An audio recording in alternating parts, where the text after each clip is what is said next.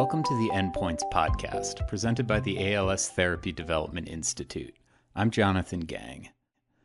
Project Relate is an app for Android phones that aims to use the power of voice recognition technology to help people with dysarthria, or difficulty speaking, in their day-to-day lives. The app is a product of Project Euphonia, a program founded by Google and Harvard researchers in collaboration with scientists from ALS TDI. Although it's since expanded to include other conditions that might affect someone's speech, the project was founded using data collected through ALS TDI's precision medicine program. Today, on Endpoints, we're joined by Pan-Pan Jiang, a technical program manager for Project Relate, to tell us more about how the app works, how it can help people with ALS, and how ALS TDI's PMP data was instrumental in its development. Cool. Well, yeah, first off, just thanks for joining us on the Endpoints podcast. And can you introduce yourself and your role at Google and Project Relate? Sure. Yes. Hi. I'm happy to be here. My name is Pan-Pan Jiang, and I'm a technical program manager on the Google Project Relate team. And Project Relate, as you may or may not know, is an Android communication app that is in beta still, meaning we're still doing fine-tuning of it and trying to improve it. But it's an app that's designed to kind of understand your voice the way it is. And it does that by using samples of your voice, examples that you give, up to 500 phrases, sometimes a little bit more. And then learning from those examples to try to infer or guess what you're trying to say without having ever heard those phrases before. So it'll do maybe what you would call closed captioning of your speech in real time. It could do a speech-to-speech conversion, meaning you say something, then it says something back in kind of a clear, synthesized, computerized voice. And then there's also the ability to invoke the assistant, which maybe some of you, your listeners, have trouble doing because the assistant doesn't understand what they're saying. But with this app, you would be able to hopefully control your home and ask the assistant questions because the automatic speech recognition technology would understand your speech. Got it. And you addressed this a little bit already, but can you say a little more about who the app is for? Yes, great question. The app is designed for anyone who has atypical speech or non-standard speech, whose speech is probably not understood well by technology, mobile devices or smart devices, or people that they've just met who are not familiar with their type of speech. So, for this particular audience, if your voice is undergoing changes, then it's designed for people whose voices have changed and have changed from where it probably was at the beginning. But it's probably not designed for, as kind of a disclaimer, for someone whose voice is changing very rapidly in the moment. Because how the technology works is that you train the technology to understand you at a certain point. So let's say you are recording in January, and so you're training your voice is a certain way. You're training the app to understand you. If your voice is rapidly changing, and in February you sound very different, the app doesn't know that. It doesn't track you in real time. So it's gonna have a hard time understanding your speech if you are changing that rapidly. If your voice is stable, you're at a point where your voice is stable, then it is a good app for you to use because from January to February, you might sound pretty much the same. And so in that case, the app will still understand you in February, March, April, and beyond. So how did this app come to be? I know it came out of Project Euphonia, which the ALS Therapy Development Institute has had a role in. So can you just talk a little bit about sort of the development of this app? Yes, sure. So actually, ALS TDI was like a critical part of our origin story. We started research in 2018, actually, under a umbrella project called Project Euphonia. And at that point, we were working with a Harvard mathematician named Michael Brenner, and we had just a few members of the early team working on it, and it was just an idea at that point. And Michael had connections with ALS TDI, and so did I think our director, Phil Nelson.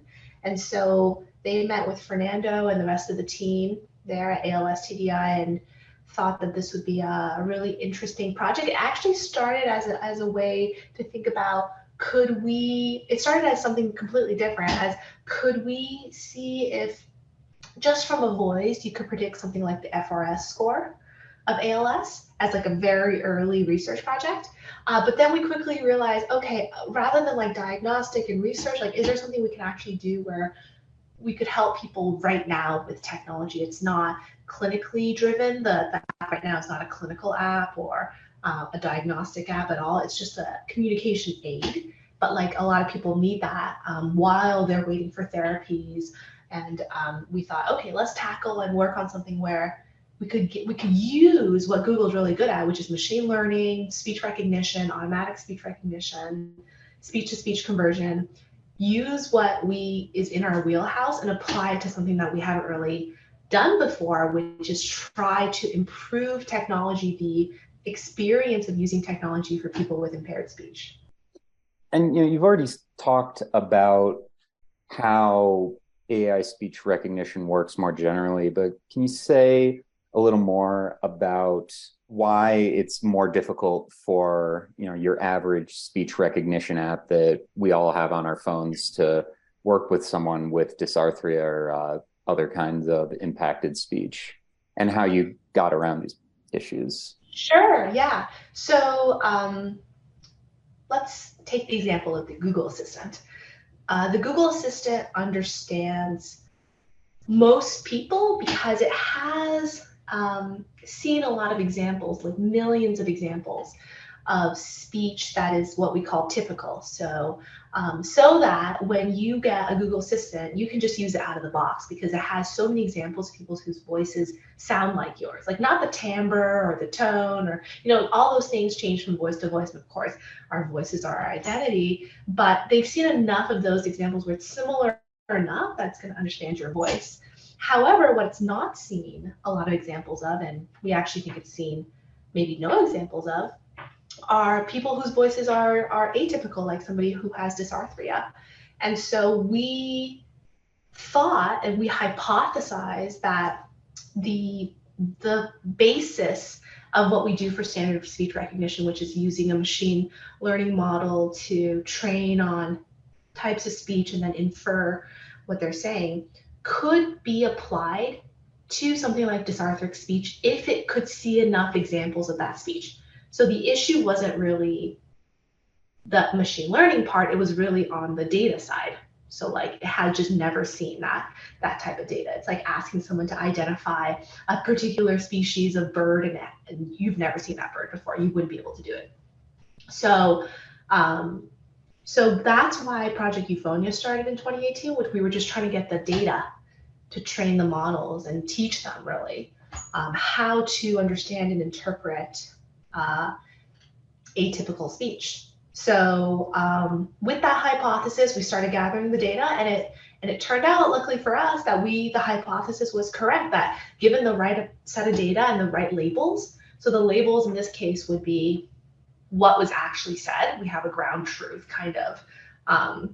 The way that our data collection worked was we asked people to read prompts. So the label was the prompt that was being read, something like, oh, I need an umbrella today because it's raining. So that's the prompt. And then the data is the audio recording. So we pair those two together and we have, at this point, we have over 1 million examples of these kinds of pairings, audio with label.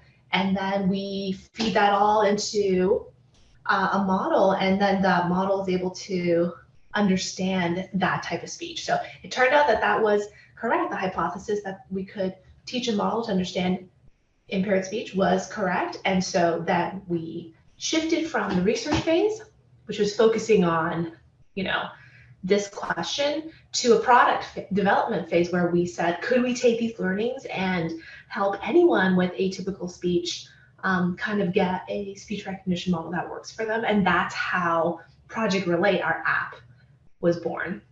Mm-hmm. And is there anything more you can say? I know there were some people with ALS who were directly involved with the development of the app. Can you talk a little bit about sort of the role that they had? Yes, actually, I would say, back in 2018, I would say they were very involved in the data collection phase of our research project when it was called Euphonia, because the first, I would say, maybe 50 to 100 participants we had were all ALS TDI participants, and they were all people that Fernando put us in touch with, Fernando and the team put us in touch with, who he knew might be interested in this research project and who were willing to contribute their voice to the data collection program that we were running. And so that they, ALS TDI, the community was so critical for us at the beginning of our research project. And then later on, when the app was launched in 2021, late 2021, so it's been just over a year that the app has been available, we also sent the message to Fernando, like, our app is now available. Anybody who was kind of involved in the research project, or anybody new, it doesn't have to be, you don't have to have been involved in the research project. You could now also use an app that could help you in your day-to-day. So we're not just asking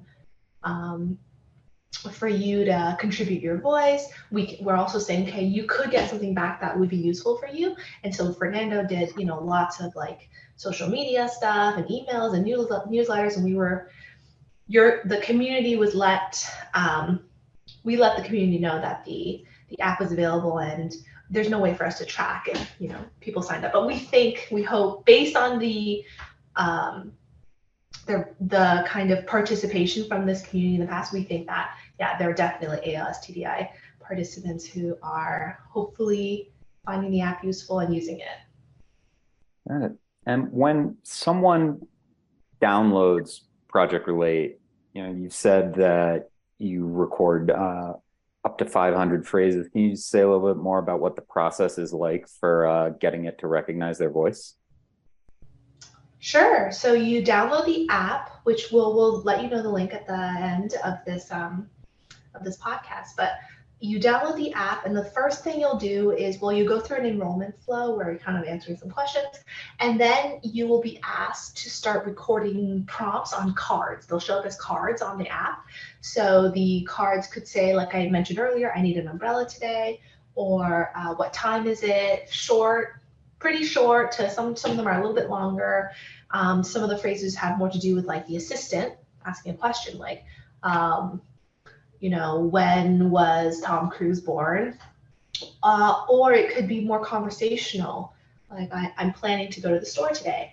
And so each of those is a prompt, and each of those is a card, and each of those count towards the 500 number. So when you see it, you see the card come up, you read it.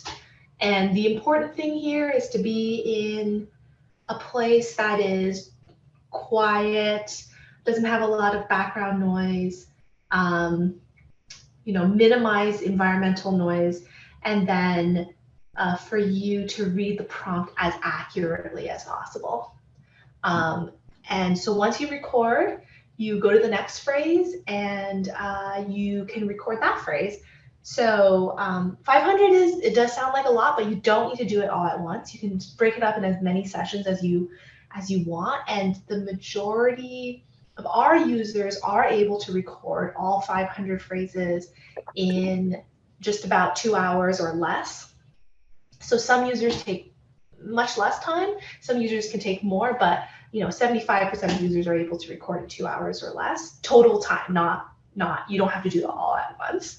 And then once you have recorded all those phrases, it takes about 24 hours for that data to be used to create a personalized speech recognition model for you. And then once that model is available, that unlocks all the features of the app, like where you can ask it to do live transcriptions for you as you speak, or you use the speech-to-speech conversion to have it say something out loud after you've said it, or you use the assistant feature. So those are our 3 features, and that's unlocked after you record the phrases.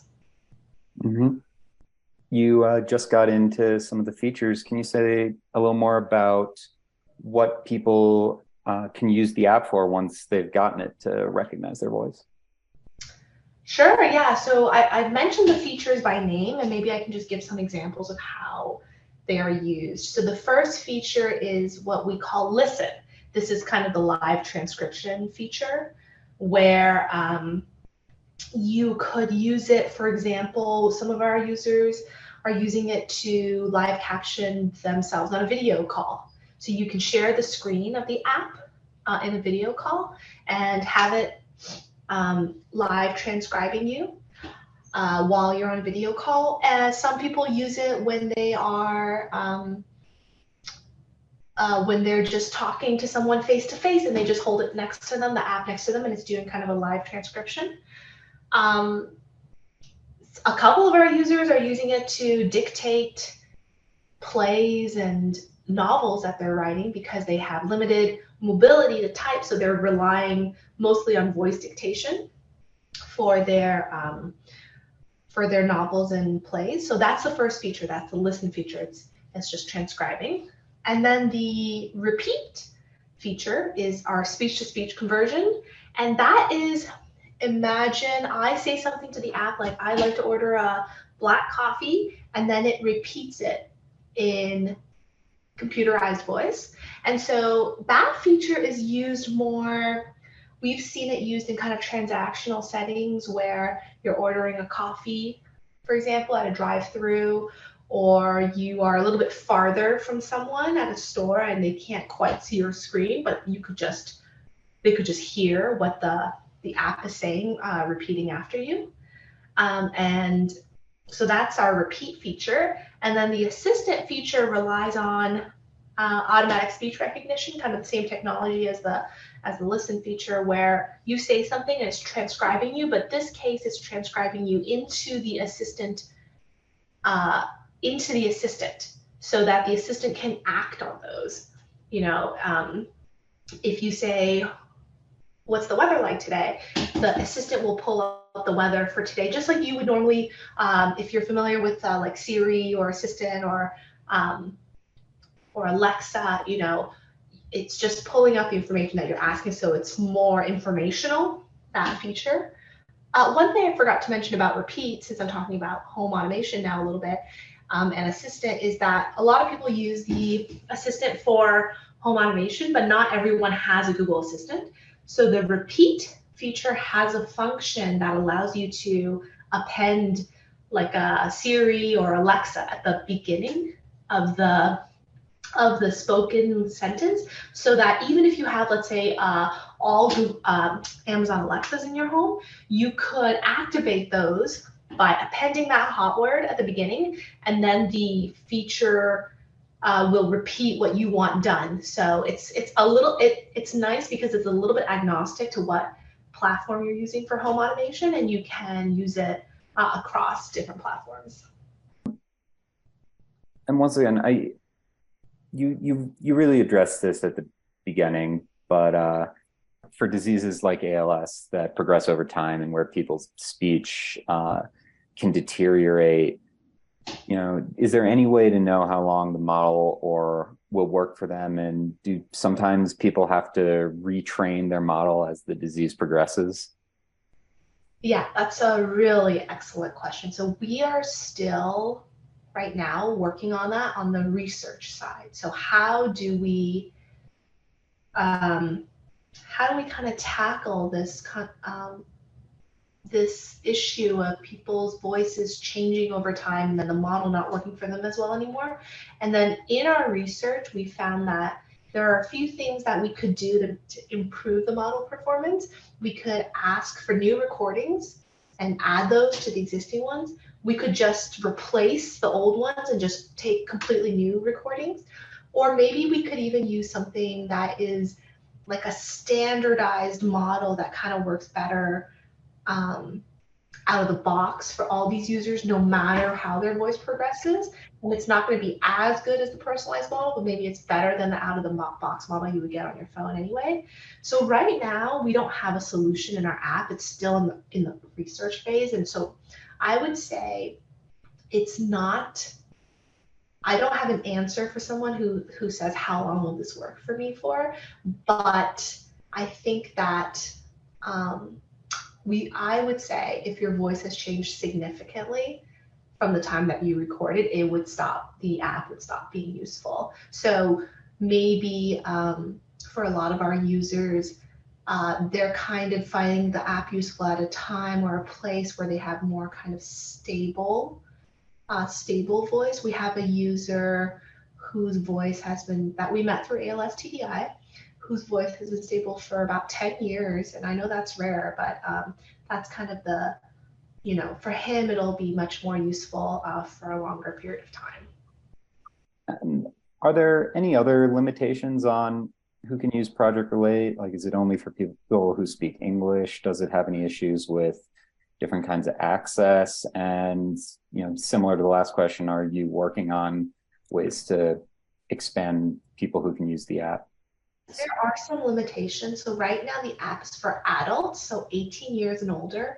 It's English only, and obviously it's an Android app, so you have to be able to interact with that Android app in some way, like via using it with your own hands or a switch system. We are trying to make it available to a more general audience in terms of age, but that is going to take a little bit longer, and we don't have an answer as to when that will be available. For the languages limitation, we're actually starting the research in the Euphonia team, back to the research project, on how we could maybe make this work in a couple of more languages. So we started with 4 other languages: Hindi, Japanese, French, and Spanish. We still have to do kind of the legwork in those languages, just like we did with English, to figure out if personalization will work in those languages. But we have started that, and that data collection, that research began in May of 2021, so it's been about 9 months. And then I think I may have mentioned this, but it's an Android app, so it's only available on Android. It's not available on iOS. And we don't have any immediate plans. I don't have any timelines for when it could be available in iOS. So yeah, I mean, there are definitely limitations, and I understand that that'll kind of limit our reach in terms of who could find it useful. But for some of them, we are trying to expand it a bit more, like the languages and then the age. So where can people learn more about Project Relate, and what's the best way for them to download the app and get started? Yes, so you can learn more about the app at our website, g.co/Project Relate. And there will be a big button at the top that says download, and you can download the app if you live in one of the following countries. So sorry, that's one of the other limitations, because we're kind of rolling it out country by country. So those countries are US, Canada, New Zealand, Australia, UK, and India, and Ghana. So those are the countries that we've launched in. And if you are in any of those countries, the download button on the website will work for you. If not, just send an email to project-relate@google.com saying, oh, I live in this country, I would love to have the app, and we're tracking that kind of interest as well. Cool. So that kind of brings us to the end of my questions. Is there anything else you'd like to add? No, and just to say that, this community has been so crucial for us in building up our research and development for the last 4 years, and we're so grateful to everyone who's participated in Project Euphonia and now testing the Relate app for us, and that we love working with you guys. And if you have any questions, just send them to our email, project-relate@google.com, and just say, I heard your podcast.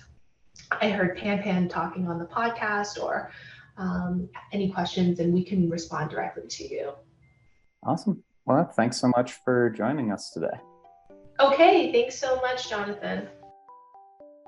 To learn more about Project Relate and download the app, you can visit sites.research.google/relate. There are currently no treatments to stop or reverse ALS, but the ALS Therapy Development Institute is working to change that. To learn more about ALS TDI and our research to end ALS, visit als.net. Thanks for listening.